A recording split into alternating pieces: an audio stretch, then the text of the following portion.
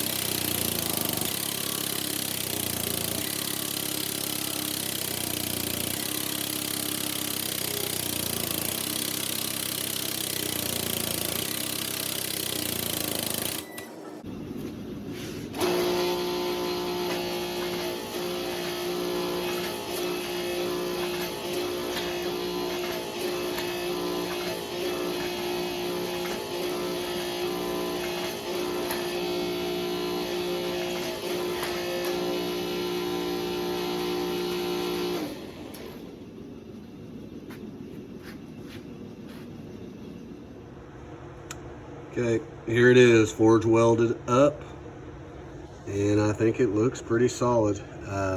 Everything sounded good.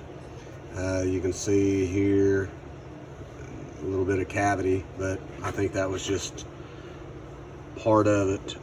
It really isn't too bad. Much better than my last one I've done.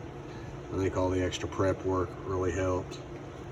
So, all right, well, I'm gonna put this one back.